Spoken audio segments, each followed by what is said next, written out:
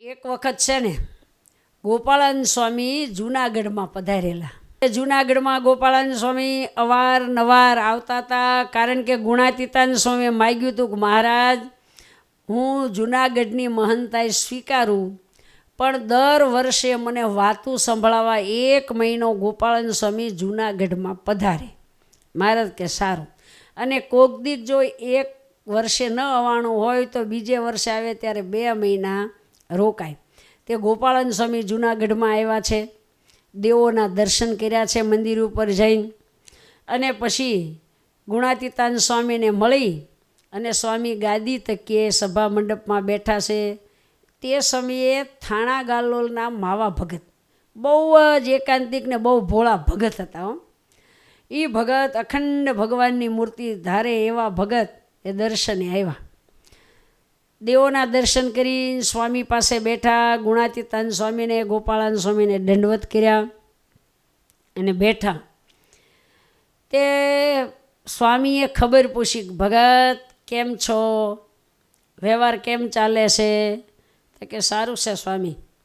તો કે ઓણ તો એને દુષ્કાળનું વરસ છે અને હવે આવતી સાલી દુષ્કાળ ભયંકર પડશે. ભગત દાણા બાણાનું કેમ છે? આવા સ્વામીએ સમાચાર પૂછ્યા. તો કે સ્વામી કે 1 ખાંડી બાજરો છે કોઠીમાં. સ્વામી કે ઘેર જાઓ અને એમ કરો, કોઠીનું ઢાંકણું ઉપરથી ચાંદી દેજો. ભગવાનની મૂર્તિ સંભાળજો, કોઠીનું ઢાંકણું ચાંદી દેજો. ભગવાનનું નામ લઈને હાણેથી કાઢી કાઢીને બાજરો ખાજો, વેચજો, અને એ રૂપિયાનું જે વસ્તુ જોઈએ તે લેજો. અને હાથી રાખ્યો હોય તો હાથીને પગાર પણ એમાંથી દેજો આ દાણા વેચીને.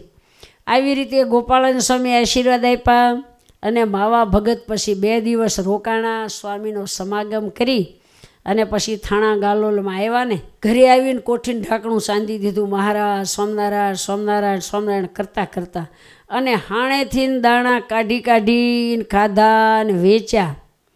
અને તોય ખૂટ્યું નહીં, દાણા ખૂટ્યા જ નહીં. પછી તો શું કર્યું, બીજી સાલ બાજરો હારો પાક્યો. તે ખળામાંથી ગાડા ભરીને ઘરે લાવ્યા ને બાજરો.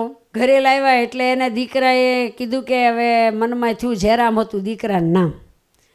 તે કીધું કે હવે હાણ ઢાંકણું ખોલીને જોઈ જવો, જેટલો અધૂરી કોઠી થઈ હોય ને એટલું નવો બાજરો હારો પાક્યો છે એમાં ભદ્યો.